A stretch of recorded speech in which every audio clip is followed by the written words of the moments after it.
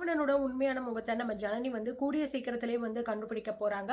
So அது மட்டும் கிடையாது. ராவணனுக்கு வந்து ஏற்கனவே வந்து அவன் மேல டவுட் அப்படிங்கிறது நம்ம சக்தி ஜனனிக்கு ரொம்பவே அதிகமா இருக்கு. இந்த வீட்டுக்குள்ள வந்து எல்லார்கிட்டயுமே நாட்டாம பண்ணிட்டு, எல்லாருமே சொல்றத தான் வந்து பார்த்தீங்கன்னா வந்து செஞ்சுகிட்டு இருக்காங்க. ஸோ இந்த மாரி நேரத்தில வந்து நம்ம ஜனனி, சக்தி 2 பேருக்குமே வந்து இவன் மேல தான் வந்து முக்காவாசி டவுட் இருக்கு. ஏன்னா இவன் தான் எல்லாத்துக்கும் காரணம் அப்படின்னு நெனச்சுக்கிட்டு இருக்காங்க. இப்ப பத்தாததுக்கு ராவணன் வந்து இதுக்கு மேல இந்த ஜனனிய விட்டு வச்சா சரிப்பட்டு வராது. அவன கொல்லணும் அப்படின்னு முடிவு எடுத்துட்டாரு. ஸோ ஒரு பக்கம் இவங்க 2 பேரும் வேற வீடு பாத்துக்கிறதுனால நம்ம ஜனனி வந்து கேட்கறாங்க. இந்த மாரி புது வீட்ட போய் பாக்கணும்னு சொல்லல. நானும் வரேன் அப்படிங்கிற மாரி சொல்றாங்க. சரி 2 பேருமே போய் பார்க்கலாம் அப்படின்னு சொல்லிட்டு வந்து கீழ இறங்கி வராங்க. அந்த நேரம் பார்த்து நம்ம நந்தினி, ரேணுகா 2 பேருமே வராங்க. "என்னடா ஜனனி எங்க போய்க்கிட்டு இருக்க?" அப்படிங்கிற மாரி வந்து கேட்கும்போது, "இல்லக்கா அது வந்து புது வீடு பாத்துருக்கோம்ல. அந்த வீட வந்து நான் பார்க்கல. அதனால தான் பார்க்க போய்க்கிட்டு இருக்கோம்." அப்படிங்கிற மாரி வந்து சொல்றாங்க. ஸோ நந்தினி சொல்றாங்க, "ஏன்டா நிச்சயமாவே நீங்க வந்து வீட வந்து வேற எதுவும் பார்த்து போய் தான் ஆகணுமா? ஏன் இப்படி பண்றீங்க? நீங்க இங்கேயே இருக்கலாம்ல." அப்படின்னு சொல்லும்போது, "அக்கா இத பத்தி ரொம்ப அதிகமாவே பேசியாச்சுக்கா. இதுக்கு மேல பேசுறதுக்கு ஒண்ணுமே இல்லக்கா." அப்படின்னு சொல்லிக்கிட்டு இருக்காங்க. இந்த நேரம் பார்த்து ஈஸ்வரி, தர்ஷினி எல்லாருமே வந்து வெளியில வந்துடுறாங்க. "ஏன் ஏன் ஜனனி எதுக்காக வந்து இப்படி வந்து நீ பேசிக்கிட்டு இருக்க எங்ககிட்ட? நல்லாவே எங்ககிட்ட நீ பேசவும் மாட்டேங்கிற. நாங்க தான் என்னமோ தப்பு பண்ண மாரி நீ வந்து நெனச்சுக்கிட்டு இருக்கியா? அப்படி நாங்க என்ன உனக்கு தப்பு பண்ணிட்டோம் சொல்லு." அப்படிங்கிற மாரி நம்ம நந்தினி கேட்கறாங்க. ஐயோ! அக்கா நான் அப்படிலாம் வந்து எதுவுமே நெனைக்கலக்கா.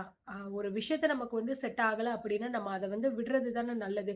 சொன்னதையே திரும்ப திரும்ப சொல்லி, பேசினதையே திரும்ப திரும்ப பேசி, உங்களுக்கும் கஷ்டம், எனக்கும் கஷ்டம். அதனால தான் நான் சொல்றேன். இத இப்படியே விட்டுட்டு நம்ம பேசாம வந்து நம்ம வேலைய பார்த்துட்டு போயிட்டா நல்லாருக்கும் அப்படின்னு தான் வந்து நான் நெனைக்கிறேன். மத்தபடி உங்கள கஷ்டப்படுத்தணும், உங்கள காயப்படுத்தணும் அப்படின்னு சொல்லிட்டு நான் எதுவுமே வந்து நெனைக்கல அப்படிங்கிற மாரி வந்து சொல்றாங்க. அதெல்லாம் எங்களுக்கு தெரியும்டா. உன்ன பத்தி எங்களுக்கு தெரியாம கிடையாது.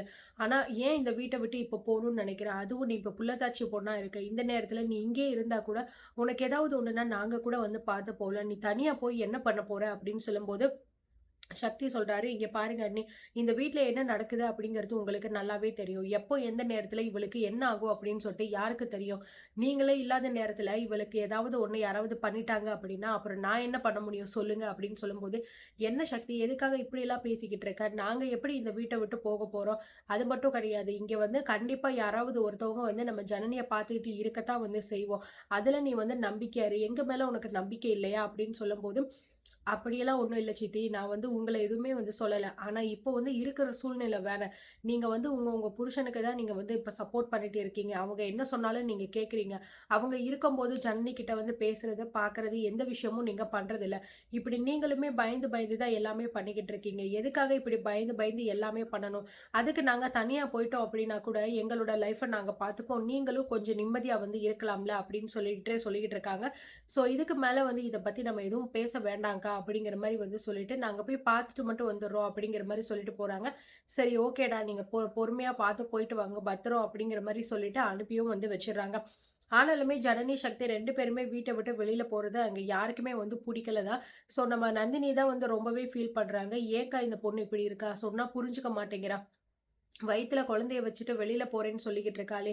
எனக்கு ரொம்ப பயமா இருக்குக்கா. அவளுக்கு வேற ஏதாவது ஆயிருச்சுன்னா என்ன பண்றது? ஏற்கனவே அவ ரொம்ப வீக்கா இருக்கான்னு சொல்லிட்டு டாக்டர்ஸும் சொல்லியிருக்காங்க அப்படிங்கிற மாரி சொல்றாங்க. ஈஸ்வரி சொல்றாங்க, "விடு நந்தினி நம்ம என்ன பண்ண முடியும்? நம்ம எவ்ளோ தூரம் தான் வந்து சொல்ல முடியும்? திடீர்னு இந்த மாரி ஒரு முடிவு இந்த வீட்ல எடுக்குறாங்க. என்னென்னமோ நடக்குது. இதெல்லாம் பார்க்கும்போது நமக்கு தான் வந்து தேவையில்லாம டென்ஷன்லாம் ஆகுது." அப்படிங்கிற மாரி ஈஸ்வரியுமே வந்து சொல்லிக்கிட்டு இருக்காங்க. அண்ட் இது எல்லாத்தையுமே நம்ம தர்ஷினியுமே பார்த்தீங்கன்னா கேட்டுட்டு அமைதியா தான் வந்து நின்னுக்கிட்டு இருக்காங்க. சொல்லப்போனோம்னா, இது எல்லாத்துக்குமே மூல காரணமே நம்ம தர்ஷினி தான்.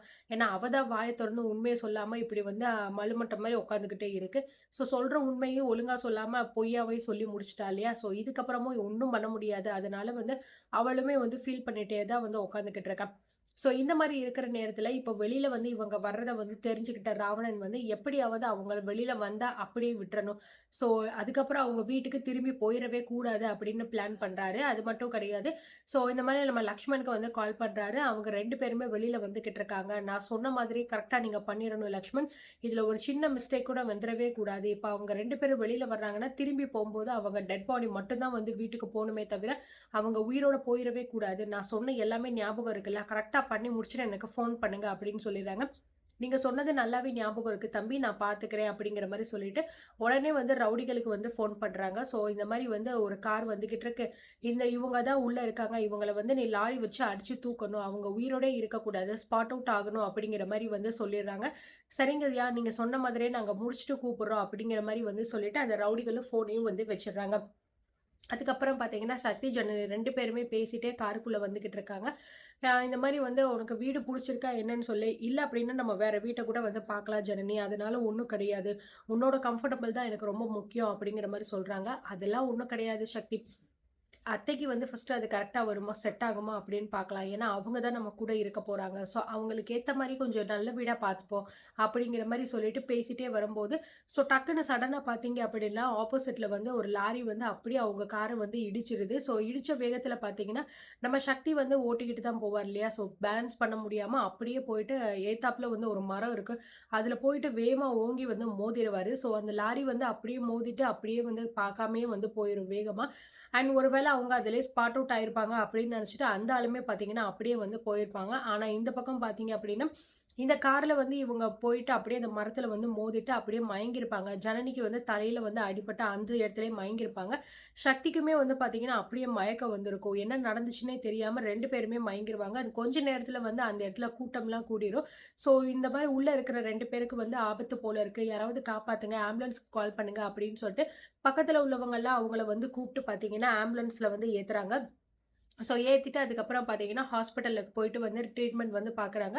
கொஞ்ச நேரத்திலேயே சக்தி வந்து முழிச்சுடுறாரு. அவருக்கு அந்த அளவுக்கு பார்த்தீங்கன்னா, அடி எதுவுமே இல்ல. முழிச்சுடுறாரு. ஸோ அந்த அதிர்ச்சியில மயங்கியிருப்பார் போல இருக்கு. எந்திரிச்ச உடனே வந்து ஜனனிக்கு என்ன ஆச்சு? டாக்டர் என்ன ஆச்சு? அப்படிங்கிற மாரி சொல்லும்போது, வெயிட் பண்ணுங்க, ரிலாக்ஸ் பண்ணுங்க. எதுவுமே ஆகல. நீங்க நல்லபடியா தான் இருக்கீங்க அப்படின்னு சொன்னாங்க. டாக்டர் என் ஒய்ஃப் ஜனனிக்கு என்ன ஆச்சு? அவங்க எங்க இருக்காங்க? எப்படி இருக்காங்க? அப்படின்னு சொல்லும்போது, கொஞ்சம் கூலா இருங்க. அவங்களுக்கு எதுவுமே ஆகல. அவங்க இங்க தான் இருக்காங்க அப்படிங்கிற மாரி சொல்றாங்க. நான் அவங்கள உடனே பார்த்தாகணும் அப்படிங்கிற மாரி சொல்லும்போது, சரி, சரி, ஓகே. நீங்க வந்து கொஞ்சம் கூலா இருங்க. வாங்க நம்ம போய் பார்க்கலாம் அப்படின்னு சொல்லிட்டு ஜனனிய கூட்டிட்டு போய் காமிக்கிறாங்க. ஸோ ஜனனிக்கு வந்து தலையில மட்டும் தான் அடிபட்டு வந்து கட்டு போட்டுருப்பாங்க. மத்தபடி எதுவுமே ஆயிருக்காது. ஸோ டாக்டர்ஸ் வந்து அவங்களுக்கு பிரெக்னன்ட்டா இருக்கிறதுனால செக் பண்ணிக்கிட்டு இருப்பாங்க. உள்ள வந்து சக்தி வந்து ஜனனி என்னாச்சு ஜனனி உனக்கு எந்திரி அப்படின்னு சொல்லும்போது, சார் கொஞ்சம் பொறுமையா இருங்க. எதுக்காக நீங்க இப்படி வந்து இது பண்றீங்க? அவங்க கொஞ்சம் மயக்கத்துல இருக்காங்க. இப்போ கண் முழிச்சுருவாங்க அப்படின்னு சொல்றாங்க. டாக்டர் இவங்களுக்கு எதுவும் ஆகலை அப்படின்னு சொல்லும்போது, நத்திங் வெரி அவங்களுக்கு எதுவுமே ஆகல. அவங்க நல்லபடியா தான் இருக்காங்க. தலையில மட்டும் தான் கொஞ்சம் அடிபட்டுருக்கு. அதனால ஸ்டிச்சஸ் போட்டுருக்கோம். மத்தபடி ஒண்ணும் இல்ல அப்படின்னு சொல்லும்போது, டாக்டர் என் ஒய்ஃப் இவங்க பிரெக்னன்ட்டா இருக்காங்க. குழந்தைக்கு அப்படின்னு சொல்லும்போது, அதெல்லாம் எதுவுமே ஆகல. நல்லா தான் இருக்காங்க. அம்மாவும், குழந்தையும் வந்து சேஃப் தான். ஆமா என்ன ஆச்சு அப்படின்னு சொல்லும்போது, இந்த மாரி நாங்க கார்ல வந்துகிட்டு இருக்கும்போது, ஆப்போசிட்ல ஒரு லாரி வந்து இடிச்சு ஆக்சிடென்ட் ஆயிருச்சு அப்படின்னு சொல்லும்போது, நல்ல வேளை நீங்க வந்து முன்னாடி பண்ண உங்க புண்ணியம் தான் வந்து இப்போ உங்கள காப்பாத்தியிருக்கு. உங்களுக்கும் சரி, உங்க ஒய்ஃப், குழந்தைக்கும் சரி எதுவுமே வந்து ஆகல. ஸோ நல்லபடியா இருக்காங்க. இதுக்கப்புறமும் ரொம்பவே கேர்ஃபுல்லா, ரொம்ப கவனமா வந்து பார்த்துக்கோங்க. பிளஸ் அவங்களுக்கு நல்ல நல்ல விதமான சாப்பாடு நெறையவே குடுங்க. ஏன்னா, அவங்களோட பாடி கண்டிஷன் ரொம்பவே வந்து வீக்கா இருக்கு. ஸோ மத்தபடி எதுவும் கிடையாது. பேபி நல்லா தான் இருக்கு அப்படிங்கிற மாரி சொல்லிடுறாங்க. இதனால பார்த்தீங்க அப்படின்னா, நம்ம சக்திக்குமே ரொம்பவே ஹாப்பி ஆயிருது.